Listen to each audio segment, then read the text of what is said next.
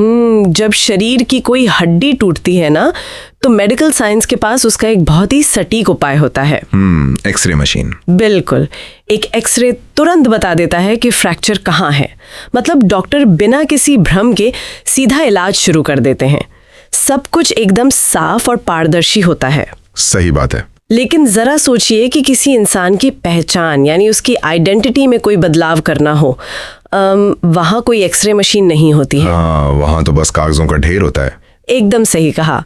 वहाँ जो होता है वो एक ऐसी भूल भुलैया है जहाँ एक छोटी सी गलती किसी भी इंसान को महीनों पीछे धकेल सकती है। तो आज के हमारे इस गहन विश्लेषण में हम इसी सरकारी भूल भुलैया के सबसे जटिल रास्तों में से एक को खंगालने वाले हैं। मुझे लगता है ये एक बहुत ही प्रासंगिक तुलना है। मतलब मेडिकल साइंस में भले शरीर के भीतर झांकने के लिए इतनी आधुनिक तकनीक विकसित कर ली हो, लेकिन हमारी जो प्रशासनिक व्यवस्था है वो आज भी पहचान तय करने के लिए सदियों पुरानी कागजी प्रक्रियाओं पर ही निर्भर करती है। आज जिन स्रोतों पर हम चर्चा कर रहे हैं ना, वे हमें ठीक इसी व्यवस्था के केंद्र में ले जाते हैं। आज का हमारा विषय थोड़ा भावुक भी है और देखिए बहुत पेचीदा भी। हमारे पास जो स्रोत हैं उनके अनुसार हम एक ऐसे मामले का विश्लेषण कर रहे हैं जहां एक सेंट्रल एजेंसी के माध्यम से एक नाबालिग बच्चे को गोद लिया गया है। एक माइनर एडॉप्शन का केस है जी। और अब उस बच्चे के आधार कार्ड में उसका नाम, पिता का नाम और पता बदलना है। अब सुनने में ये एक बेहद सीधा और सामान्य सा काम लगता है। किसी को भी लगेगा कि बस नजदीकी आधार सेंटर जाना है और काम हो जाएगा, जो कि सबसे बड़ी गलतफहमी होती है लोगों की। बिल्कुल। तो हमारा आज का मिशन यही समझना है कि गैजेट पब्लिकेशन जैसी थका देने वाली कागजी कार्यवाही वास्तव में कैसे काम करती है और एक आम नागरिक को किन अप्रत्याशित चुनौतियों का सामना करना पड़ता है। देखिए, किसी भी बच्चे को गोद लेना केवल एक भावनात्मक कदम नहीं है। कानूनी नजरों में ये एक पूरी तरह से नई आइडेंटिटी या कहें कि नई पहचान का जन्म है। और सरकार इस नई पहचान को लेकर बेहद सतर्क रहती है, क्योंकि पहचान महज एक प्लास्टिक का कार्ड नहीं है। सही बात है। ये नागरिकता, अधिकारों और भविष्य के जितने भी दावे होते हैं उनका आधार है। तो इसी सतर्कता का पहला झटका इस कहानी में तब लगता है जब आवेदक अपने घर के पास वाले एक आम आधार सेंटर पे पहुंचता है। आधार सेंटर के कर्मचारी सीधे तौर पे कंप्यूटर स्क्रीन से नजर हटाते हैं और कह देते हैं कि देखिए ये बच्चे का नाम और पिता का नाम है, ये यहाँ सीधे सिस्टम में अपडेट नहीं होगा। सीधा मना कर दिया। हाँ, उन्होंने कहा कि इसके लिए तो गैजेट पब्लिकेशन करवाना ही पड़ेगा। असल में आधार सेंटर का ये इनकार कोई मनमानी नहीं है। मतलब ये सिस्टम की एक सुरक्षा दीवार है। यहाँ ये समझना बहुत जरूरी है कि ये गैजेट असल में होता क्या है। हाँ, क्योंकि आम लोग तो ये शब्द रोज सुनते नहीं हैं। बिल्कुल। गैजेट भारत सरकार की एक आधिकारिक और सार्वजनिक डायरी है। जब तक कोई बड़ा बदलाव इस सरकारी डायरी में नहीं छपता तो वो कानूनी नहीं माना जाता। एकदम सही। हाँ। तब तक कानूनी रूप से वो बदलाव अस्तित्व में ही नहीं आता। ये पूरे देश को और हर सरकारी विभाग को बताने का एक तरीका है कि भाई आज से इस व्यक्ति की आधिकारिक पहचान ये होगी। लेकिन चक्कर क्या है ना कि एक आम इंसान के लिए गैजेट पब्लिकेशन कोई ऐसा शब्द नहीं है जिससे वो वाकिफ हो। जब आधार सेंटर से ये फरमान मिलता है तो कोई भी सबसे पहले ऑनलाइन रिसर्च की तरफ भागता है। गूगल और यूट्यूब वीडियोस। बिल्कुल। स्रोत में भी ऐसा ही हुआ। ऑनलाइन वीडियो और वेबसाइट्स खंगालने के बाद जो सूची सामने आई वो किसी डरावने सपने जैसी थी। मतलब एक प्रतिष्ठित न्यूज़पेपर में पब्लिक नोटिस का विज्ञापन देना होगा, एक एफिडेविट, 2 गवाह, तमाम आईडी प्रूफ्स, तस्वीरें और यहाँ तक कि डेटा ट्रांसफर के लिए एक सीडी की जरूरत। अरे बाप रे, इतनी लंबी फहरिस्त किसी का भी मनोबल तोड़ने के लिए काफी है। और इसीलिए कई लोग इस प्रक्रिया को दूर से ही स्पीड पोस्ट के जरिए निपटाने की कोशिश करते हैं। हाँ, और स्रोत के अनुसार शुरुआत में आवेदक ने भी यही रास्ता चुना। सारा पुलिंदा तैयार करके स्पीड पोस्ट कर दिया गया। उसमें बताया गया था कि 45 से 60 दिन का इंतजार करना पड़ेगा, जो कि काफी लंबा समय है। बहुत लंबा। लेकिन नियति को कुछ और ही मंजूर था। स्पीड पोस्ट करने के महज 10 दिन बाद किसी अन्य काम के सिलसिले में उन्हें दिल्ली जाना पड़ा। तो विचार आया कि क्यों ना सीधे सिविल लाइंस स्थित डिपार्टमेंट ऑफ पब्लिकेशन के दफ्तर जाकर स्थिति का जायजा लिया जाए। और यहीं से असली कहानी शुरू होती है। बिल्कुल। और यहीं पर एक बहुत ही दिलचस्प और कह सकते हैं पीड़ादायक भौगोलिक सच्चाई सामने आती है। हाँ, सरकारी दफ्तरों के पते अक्सर अपने आप में एक पहेली होते हैं। पिछली बार जब ये आवेदक दिल्ली आया था ना, तो वो नाम के झांसे में आकर सिविल लाइंस मेट्रो स्टेशन पर उतर गया था। वहां से दफ्तर तक पहुंचने के लिए भरी दोपहरी में 8 किलोमीटर की पैदल यात्रा करनी पड़ी थी। 8 किलोमीटर? हाँ, शरीर की पूरी ऊर्जा तो वो रास्ता ही सोख लेता है, लेकिन इस बार तजुर्बे ने सही रास्ता दिखाया। असली और सही रास्ता ये है कि विधानसभा मेट्रो स्टेशन पर उतरा जाए। अच्छा, विधानसभा पास पड़ता है? हाँ, वहां से ये विशाल दफ्तर मुश्किल से 500 मीटर की दूरी पर है। ये सिर्फ एक रास्ते का अंतर नहीं है, ये इस बात का प्रतीक है कि सही जानकारी का अभाव कैसे इंसान को शारीरिक रूप से दंडित करता है। ये एक बहुत ही सटीक अवलोकन है। ब्यूरोक्रेसी का पहला फिल्टर अक्सर यही होता है, सिस्टम तक पहुंचने का सही रास्ता खोजना। खैर, दफ्तर पहुंचने के बाद जब आवेदक ने अपनी स्पीड पोस्ट की रसीद दिखाई तो उसे क्या पता चला? उसे पता चला कि उसकी फाइल अभी तक खोली भी नहीं गई है। अरे! हाँ, अब बच्चे के स्कूल एडमिशन की जल्दी थी, इसलिए अधिकारियों से बहुत मिन्नतें की गईं। दिन भर उस सरकारी इमारत के चक्कर काटने और इंतजार करने के बाद आखिरकार फाइल को 2nd फ्लोर के पहले कमरे में भेजा गया, जहां दीपक सर बैठते हैं। तो लगा होगा कि काम हो गया। बिल्कुल, ऐसा लग रहा था जैसे बस अब मंजिल आ ही गई। लेकिन यहाँ से कहानी एक अलग ही निराशाजनक मोड़ लेती है। इसे ऐसे समझिए जैसे कोई अपने फोन में एक सामान्य सा सॉफ्टवेयर अपडेट करने जाए और कस्टमर केयर कहे कि फोन का पूरा ऑपरेटिंग सिस्टम ही फिर से लिखना होगा। फाइल रिजेक्ट कर दी गई। इस रिजेक्शन के जो कारण बताए गए वे व्यवस्था की कार्यप्रणाली को गहराई से समझने के लिए बहुत महत्वपूर्ण है। तो फाइल में 2 विसंगतियां बताई गई। पहली, एफिडेविट और जो पब्लिक नोटिस न्यूज़पेपर में छपा था उसमें बच्चे की जन्म तिथि यानी डेट ऑफ बर्थ लिख दी गई थी। और दूसरी, पिता का नाम एक जगह छूट गया था। अब यहाँ मुझे एक बात बिल्कुल समझ नहीं आ रही है और मैं इस तर्क को चुनौती देना चाहूंगी। जरा सोचिए, क्या किसी सरकारी दस्तावेज में ज्यादा जानकारी देना बेहतर नहीं होना चाहिए? देखिए, आमतौर पे तो लोग यही सोचते हैं। हाँ ना, आवेदक ने जानबूझकर मामले को अच्छी तरह समझाने के लिए, जिसे हम एक्सप्लेन वे कहते हैं, उस फॉर्मेट में अपना आवेदन तैयार किया था। बच्चे की जन्म तिथि लिखना तो एक तरह से केस को और पारदर्शी बनाता है। क्या विभाग को यह अतिरिक्त स्पष्टता अच्छी नहीं लगनी चाहिए? ये फाइल रिजेक्ट क्यों हुई? मैं आपकी बात समझ रहा हूँ। ये सवाल पूरी तरह से मानवीय तर्क पर आधारित है और मानवीय नजरिया यही कहता है कि ज्यादा जानकारी हमेशा अच्छी होती है। बिल्कुल। लेकिन नौकरशाही यानी ब्यूरोक्रेसी इस तरह से काम नहीं करती। नौकरशाही एक विशाल फैक्ट्री की असेंबली लाइन की तरह है। Assembly line. हाँ, उस असेंबली लाइन में हर मशीन एक तय, जिसे हम कहते हैं निर्धारित प्रारूप या स्ट्रिक्ट प्रिस्क्राइब्ड फॉर्मेट, उसके हिसाब से सेट है। मतलब उन्हें सिर्फ उस सांचे से मतलब है जो उनके सिस्टम में फिट बैठता है। बिल्कुल सही।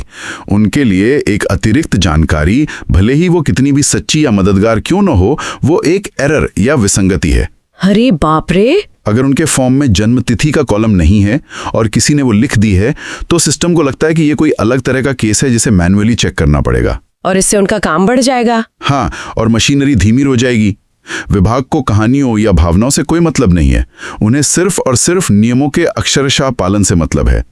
अगर आप चौकोर खांचे में गोल चीज डालेंगे ना, भले वो सोने की क्यों ना हो, मशीन उसे बाहर फेंक देगी। क्या बात है। और इस एक छोटी सी अतिरिक्त जानकारी का नतीजा बहुत भारी पड़ा। विभाग ने बस रिसीविंग की मोहर लगाई और फाइल वापस हाथ में थमा दी। इकोनॉमिक टाइम्स जैसे महंगे और प्रतिष्ठित अखबार में दिया गया विज्ञापन, एफिडेविट का खर्च, गवाहों की मेहनत, सब एक झटके में बर्बाद। यही वो बिंदु होता है जहां एक आम नागरिक का धैर्य टूट जाता है। बिल्कुल, इंसान उस वक्त यही सोचता है कि छोड़ो ये सब, ये मेरे बस का नहीं है। हाँ, और वो बाहर खड़े बिचौलियों या वकीलों की तलाश शुरू कर देता है। लेकिन चूंकि मामला एक बच्चे के भविष्य और उसकी मूल पहचान का था, इसलिए संघर्ष को बीच में छोड़ा नहीं जा सकता था। सही बात है। तो 1 महीने की गहरी निराशा और नए सिरे से तैयारी के बाद आवेदक फिर से उसी दफ्तर में वापस आता है। इस बार कोई एक्सप्लेनेशन नहीं, कोई अपनी कहानी समझाने की कोशिश नहीं, बस वही किया जो मांगा गया था। हाँ, विभाग ने जो प्रिस्क्राइब्ड फॉर्मेट दिया था, बिल्कुल उसी के आधार पर नया पब्लिक नोटिस, नया एफिडेविट बना, जन्म तिथि हटाई गई और पिता का नाम जोड़ा गया। तो इस बार जब वो अधिकारियों के सामने पहुंचा और पुरानी रसीद का हवाला दिया तो फाइल को देखा गया। इस बार सब कुछ उनके उस चौकोर खांचे में बिल्कुल फिट बैठ रहा था।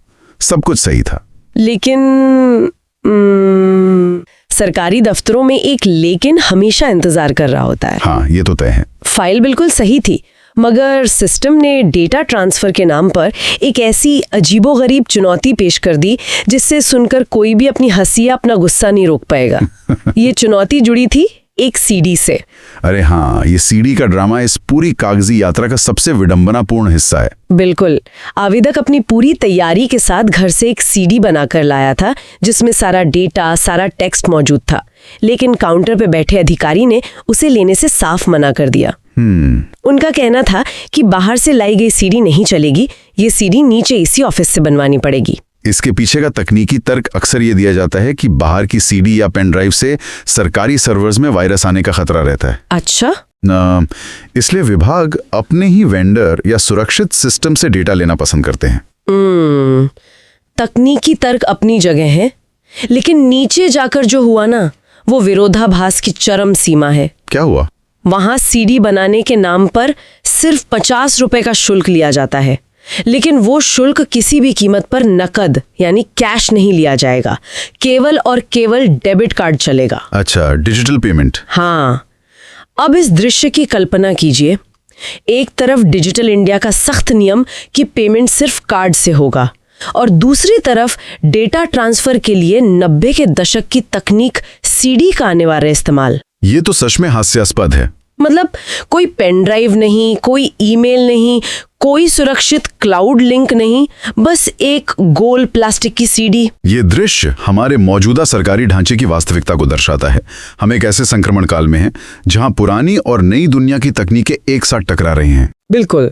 और बात सिर्फ डेबिट कार्ड और सीडी तक ही सीमित नहीं रही। जब 1 घंटे लाइन में लगने के बाद आवेदक का नंबर आया तो उसने अधिकारी से कहा कि सर, मेरी इस घर से लाई हुई सीडी में मैटर बिल्कुल सेम है। तो अधिकारी ने क्या किया?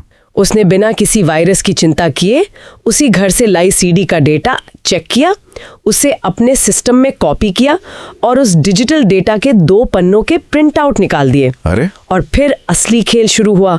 उन प्रिंट आउट्स पर 2 गवाहों के फिजिकल हस्ताक्षर का कॉलम बना दिया गया।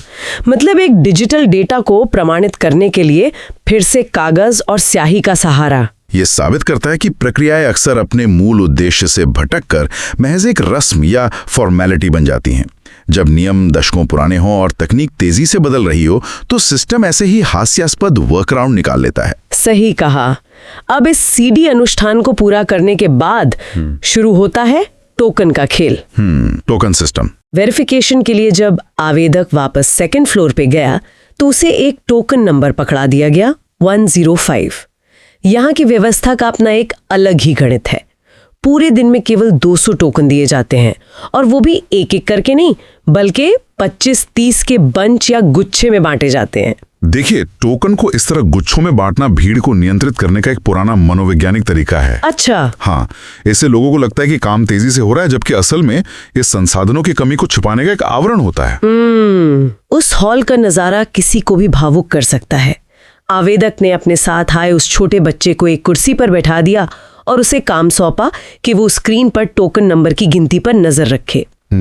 एक बच्चा जिसकी अपनी ही पहचान के दस्तावेज मंजूरी का इंतजार कर रहे हैं, वो बैठकर 101, 102, 103 गिन रहा है। ये दृश्य ये भी स्पष्ट करता है कि दफ्तर के बाहर वकीलों और एजेंटों की लंबी कतारों क्यों होती हैं। हाँ, स्रोत में भी इस बात का जिक्र है कि वहाँ बड़े बड़े वकील भी धक्के खाते नजर आते हैं। ऐसा इसलिए है क्योंकि इस तरह की प्रक्रियाओं में कानूनी डिग्रियां काम नहीं आती। तो क्या काम आता है? यहाँ जो चीज काम आती है वो है सिस्टम का ज्ञान।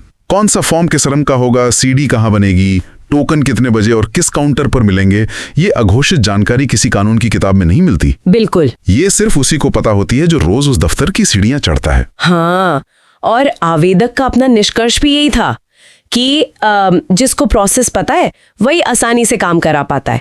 आखिरकार टोकन नंबर 105 स्क्रीन पर चमकने और सारा वेरिफिकेशन पूरा होने के बाद वो आखिरी चरण नजदीक आता है, जिसके लिए इतने महीनों की मेहनत, पैसा और 8 किलोमीटर की पदयात्रा झेली गई थी। हाँ, फाइल जमा करने का चरण। बिल्कुल। इस अंतिम चरण पर पहुंचने वाले किसी भी व्यक्ति के लिए यह जानना बहुत जरूरी है कि उस अंतिम चेकलिस्ट में क्या क्या शामिल होता है। ये एक ऐसा दस्तावेजी किला है जिसमें कोई भी ईंट कम नहीं होनी चाहिए। तो जरा उस आखिरी चेकलिस्ट के बारे में बताइए जो आखिरकार उस काउंटर के पार गई। इस पूरी प्रक्रिया का निचोड़ उस फाइल में होता है। उसमें सबसे ऊपर होता है एक विधिवत भरा हुआ रिक्वेस्ट लेटर, उसके साथ जुड़ा हुआ सीडी सर्टिफिकेट जो उसी टोकन काउंटर से प्राप्त होता है, राइट? बिल्कुल। उसके बाद पिता की एक तस्वीर, बच्चे की 2 तस्वीरें, इकोनॉमिक टाइम्स या किसी भी राष्ट्रीय अखबार में छपे हुए पब्लिक नोटिस की ओरिजिनल कॉपी, फिर एफिडेविट की कॉपी, पुराने आधार कार्ड की कॉपी, एडॉप्शन के कोर्ट आदेश का प्रमाणित प्रूफ और बच्चे का जन्म प्रमाण पत्र। ये सब कुछ बिल्कुल उसी क्रम में होना चाहिए जैसा विभाग चाहता है। ये लिस्ट सुनकर ही थकान महसूस होने लगती है। और इस आखिरी मंजिल पर भी सस्पेंस ने पीछा नहीं छोड़ा। क्या हुआ फिर? स्क्रीन पर टोकन नंबर 102 फ्लैश हुआ और उसी वक्त अधिकारियों का लंच ब्रेक हो गया। अरे बाप रे। अब जरा सोचिए, नंबर 105 है, मंजिल सिर्फ 3 कदम दूर है और काम 1 घंटे के लिए रुक गया। दिल की धड़कनें बढ़ जाना लाजमी है, लेकिन अच्छी बात यह थी कि लंच के तुरंत बाद फाइल जमा होना लगभग तय था, क्योंकि वो 2nd फ्लोर पर दीपक सर की मेज से होकर गुजर चुकी थी, जहां सारी विसंगतियां पहले ही दूर कर ली गई थी। हाँ, तो लंच के बाद जब वो फाइल आखिरकार जमा हो जाती है तो उसके बाद का समय चक्र काफी स्पष्ट है। दफ्तर के नियमों के अनुसार फाइल जमा होने के 15 दिन के अंदर गैजेट पब्लिश कर दिया जाता है। और एक बार वो नाम उस सरकारी डायरी यानी गैजेट में छप गया, उसके बाद कोई भी आधार सेंटर या कोई भी सरकारी कर्मचारी उस नई पहचान को नकार नहीं सकता। बिल्कुल नहीं। कोई भी व्यक्ति वो गैजेट लेकर किसी भी आधार सेंटर पर अपॉइंटमेंट ले सकता है और बच्चे के कार्ड में मनचाहा बदलाव करवा सकता है। बिना किसी बाहरी एजेंट या वकील की मदद के खुद से इस पूरे चक्रव्यूह को समझना और सफलतापूर्वक अपनी फाइल जमा करवाना किसी मैराथन को जीतने से कम नहीं है। बिल्कुल सही कहा। इस पूरी चर्चा से इन सारी फाइलों, सीडी के ड्रामे और मेट्रो स्टेशन की भूल भलैया से जो सबसे बड़ा निष्कर्ष निकल कर आता है वो बहुत ही साफ है। सरकारी विभागों में अपना काम करवाने का एक ही मूल मंत्र है, जो फॉर्मेट मांगा गया है उसे चुपचाप मान लो। हाँ, उसे बिना अपनी कोई समझ लगाए, बिना कोई एक्सप्लेन किए अक्षरशः फॉलो करना। अपना दिमाग इस बात में लगाइए कि सही मेट्रो स्टेशन कौन सा है, लाइन में कैसे खड़ा होना है और टोकन कैसे लेना है, लेकिन कागज बिल्कुल वैसे बनाइए जैसे मशीन को चाहिए। ये एक बहुत ही व्यवहारिक सच है। जब तक हमारा प्रशासनिक ढांचा पूरी तरह से आधुनिक और मानवीय नहीं हो जाता, तब तक एक आम नागरिक को इन अघोषित नियमों के हिसाब से ही अपनी लड़ाई लड़नी होगी। लेकिन इस पूरी यात्रा को खंगालने के बाद एक बहुत ही गहरा सवाल जहन में आता है, जिसे आखिर में छोड़कर जाना जरूरी है। बताइए। देखिए, आज हम उस दौर में जी रहे हैं जहां हमारे बैंक अकाउंट्स की करोड़ों की हेराफेरी, हमारे टैक्स रिटर्न्स और यहाँ तक के शेयर बाजार का निवेश एक सिंगल क्लिक पर ऑनलाइन अपडेट हो जाता है। बिल्कुल, पलक झपकते ही। लेकिन बात जब हमारी कोर आइडेंटिटी या मूल पहचान की आती है, तो आज भी हमें अखबारों में इश्तहार देने पड़ते हैं और फिजिकल गैजेट पब्लिकेशन जैसी सदियों पुरानी प्रक्रियाओं का सहारा लेना पड़ता है। ये तकनीकी विकास और प्रशासनिक ठहराव के बीच की एक बहुत बड़ी खाई है। हाँ, शुरुआत में मैंने उस टूटी हुई हड्डी और एक्सरे मशीन का जिक्र किया था। मेडिकल साइंस ने शरीर के अंदर झांकने का पारदर्शी तरीका खोज लिया। तो क्या भविष्य में ये पूरी प्रशासनिक प्रक्रिया कभी एक सुरक्षित डिजिटल वॉल्ट में तब्दील हो पाएगी? एक ऐसी व्यवस्था जहां किसी कोर्ट या अधिकृत संस्था का एक ऑथेंटिक डिजिटल सिग्नेचर हमें महीनों के धक्के खाने से, 90 के दशक की सीडी बनवाने से और सही मेट्रो स्टेशन खोजने की जद्दोजहद से बचा सके? ये तो आने वाला वक्त आएगा। बिल्कुल। क्या हमारी पहचान का सिस्टम कभी उस एक्सरे की तरह साफ और सटीक हो पाएगा, या हमेशा इन जटिल कागजों के बीच ही इंसान की असली पहचान गुम होती रहेगी? इस पर जरूर सोचिएगा।